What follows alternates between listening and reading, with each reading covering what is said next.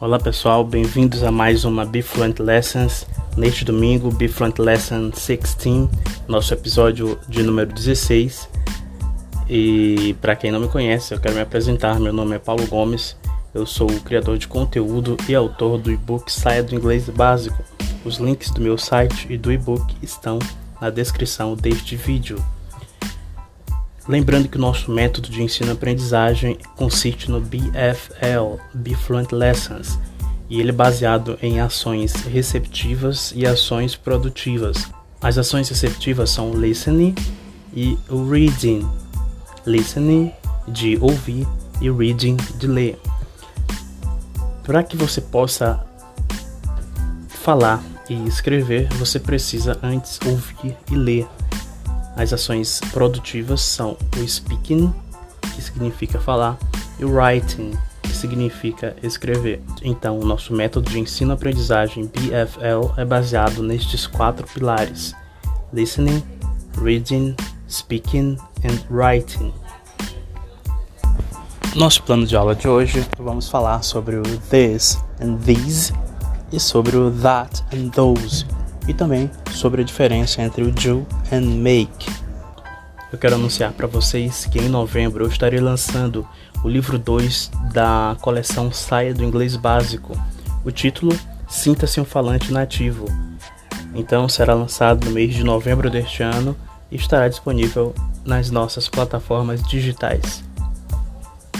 Antes de começarmos, eu quero apresentar para vocês o meu livro 1 da coleção Saia do Inglês Básico. Estamos com uma promoção sensacional de R$ 89,90 por apenas R$ 24,99. Você pode estar baixando na plataforma Hotmart, também no meu site e também na livraria Amazon. São 5 professores nativos dos Estados Unidos, Austrália e Reino Unido que estarão guiando o nosso livro durante os 15 capítulos dele. Você pode estar também apontando a câmera do seu celular para o QR Code que está aparecendo em sua tela e você será redirecionado para a nossa página de vendas. Caso você queira testar o livro, você pode estar baixando a versão gratuita dele. Basta você também apontar a câmera do seu celular para o QR Code que está aparecendo em sua tela. Os links da página de vendas e da versão gratuita do e-book estão na descrição deste vídeo.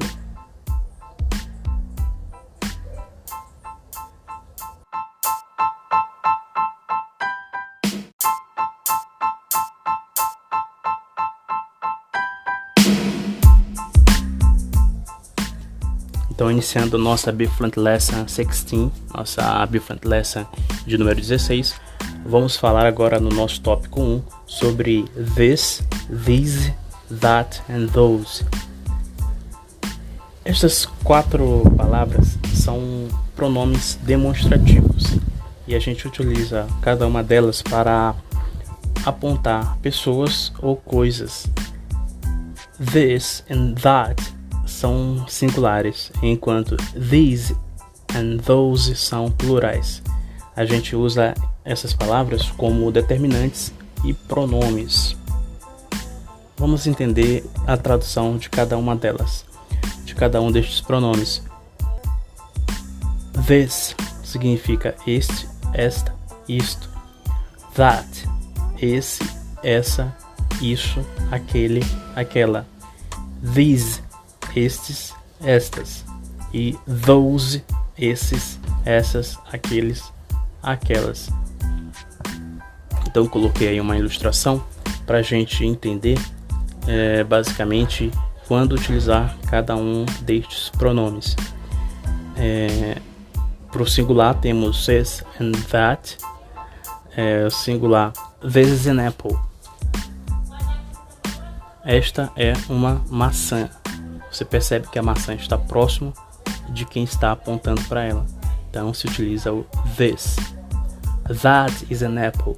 Você percebe que a maçã está distante de quem está se referindo a ela. Então, aquela é uma maçã. E no plural também a noção de proximidade ou distância também é aplicada. These are apples. Então, estas são maçãs. está próximo de quem fala. Those are apples. Aquelas são maçãs. Está distante de quem fala. Então, esta ilustração, ela permite que você consiga compreender a utilização de cada um destes 4 pronomes. Agora vamos falar individualmente de cada um deles. Vamos tratar agora do uso do this. Ele é singular, como vimos, traduzido para este, esta, isto. É usado para fazer referência a um elemento no singular que esteja perto do emissor da mensagem, ou seja, de quem diz a frase. Vamos passar para alguns exemplos da utilização do this. This is our home. Esta é a nossa casa. This might be the most difficult decision she would ever make. Esta pode ser a mais difícil decisão que ela tomaria. Próximo exemplo. This is the USA. Isto é a América. E this isn't a good time. Este não é um bom tempo. Agora vamos para o uso do these. Olha só a pronúncia. These é plural e sua tradução estes, estas. These é usado para fazer referência a elementos no plural que estejam perto do emissor da mensagem, ou seja, de quem diz a frase. Então, these é plural pro this. Vamos para alguns exemplos. Primeiro exemplo. You have to show me these beautiful flowers. Você terá que me mostrar estas lindas flores. These are my other 2 daughters, Dulce and Alondra. Estas são as minhas 2 outras filhas, Dulce e Alondra. Próximo exemplo. I'm talking about the safety of these people. Eu estou falando da segurança destas pessoas. E último exemplo para o these. These are friends, not enemies. Estas são amigas, não inimigas. Vamos passar para o terceiro pronome, terceiro determinante, that, singular. Tradução para esse, essa, isso, aquele, aquela. That é usado para fazer referência a um elemento no singular que esteja longe do emissor da mensagem, ou seja, de quem diz a frase. Então é singular e se trata de quando se quer apontar para algo ou alguém. Este algo, alguém, está longe de quem está falando. Por exemplo, on that subject, she was adamant. Nesse assunto ela foi inflexível. Próximo exemplo. That idea was troublesome to Carmen as well. Aquela ideia era problemática para Carmen também. Próximo exemplo. His gaze wandered over her face in a familiar way. What's going on na pretty head? O que se passa nessa linda cabeça? É o nosso último exemplo para o that. Agora vamos para o those, que é plural para o that. Tradução esses, essas, aqueles, aquelas. Those é usado para fazer referência a elementos no plural que estejam longe do emissor da mensagem, ou seja, de quem diz a frase. Vamos para alguns exemplos. Those girls are my students. Essas garotas são minhas alunas. Those cars are mine. Aqueles carros são meus. Nosso próximo exemplo. I remember those tools, said the little man, nodding. Eu me lembro daqueles sapatos, disse o pequeno homem acenando. Those eyes would be mocking her, or maybe filled with fear. Aqueles olhos estariam zombando dela, ou talvez cheios de medo.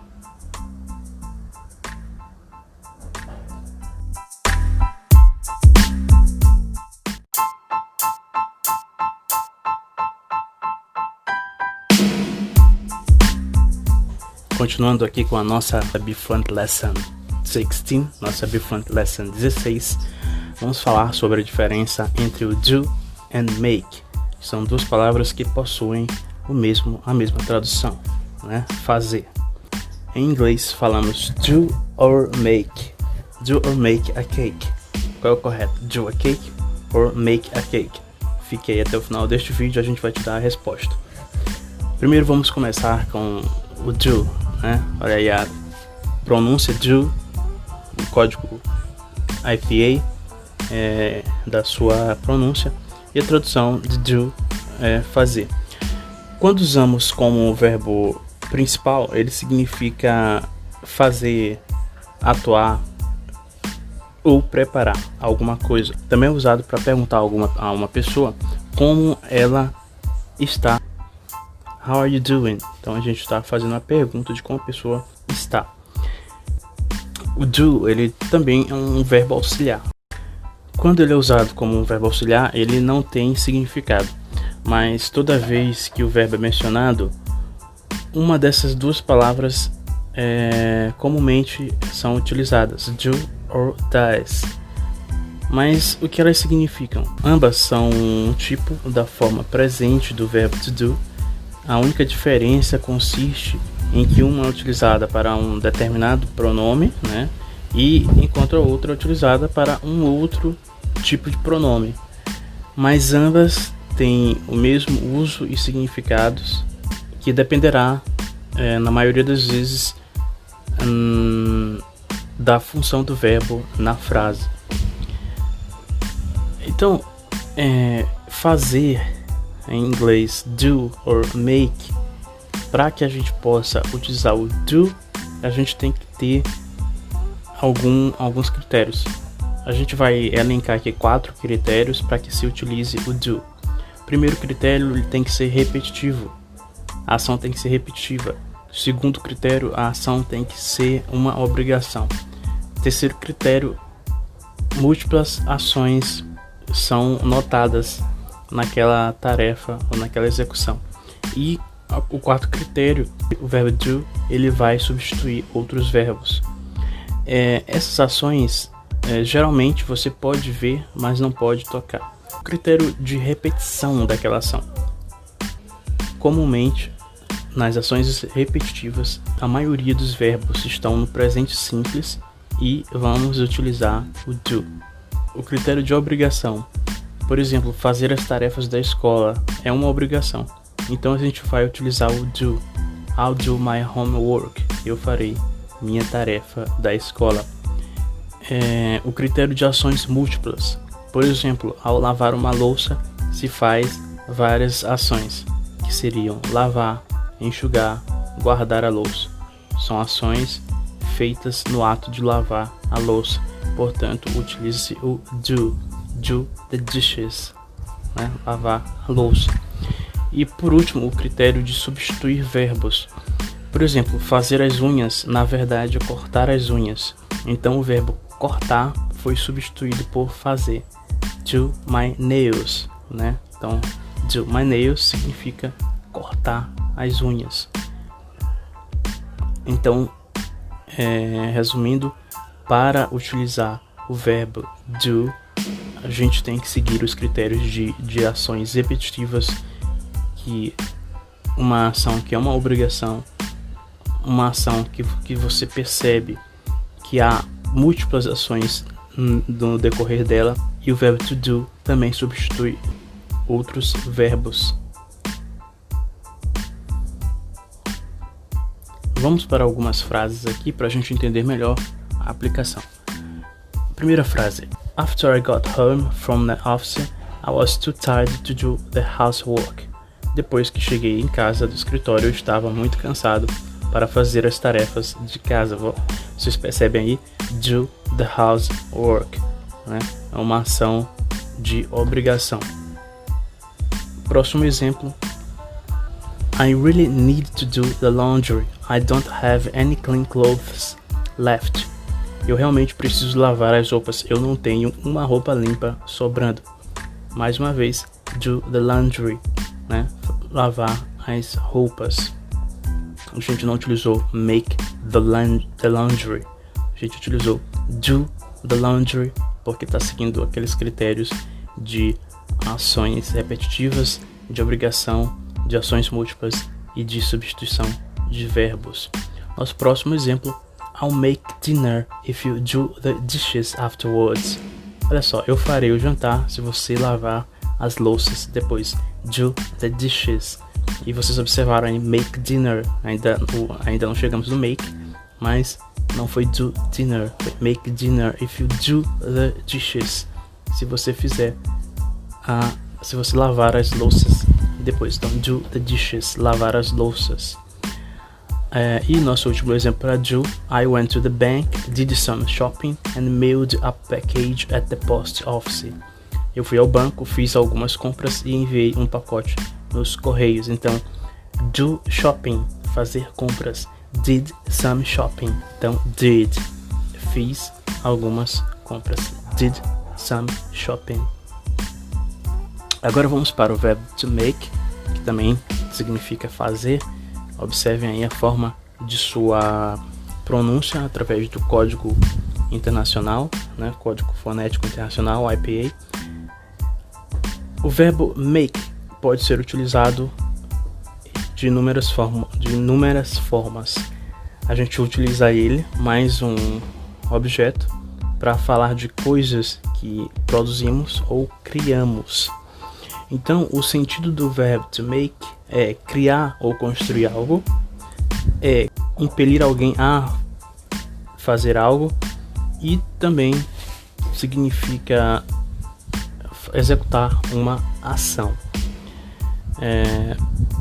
Agora, a utilização do make, ele segue também 4 critérios que vão o diferenciar do verbo to do. Primeiro, criar. O primeiro critério é criar, ou seja, não existe algo que a pessoa vai criar, não existe antes, então ela vai criar. O segundo critério, algo que você escolhe. O terceiro critério, produzir, que é quase semelhante ao primeiro critério, mas tem uma diferença. E o quarto critério está relacionado com a fala, falar. Geralmente você pode tocar. O que se faz com to do não se toca, se vê. Agora, o que se faz com make se toca. O primeiro critério, criar. Algo que não existia e agora criamos e algo passa a existir. Por exemplo, eu criei esta caneta. I made this pen. Deus criou o mundo. God made the world. Deus criou o homem. God made man. Então, o make é utilizado para criar coisas que não existiam antes e passam agora a existir. Algo que você escolhe. Então, por exemplo, quando se toma uma decisão, make a decision. Make a decision. Então está relacionado, o verbo to make está relacionado a decisões.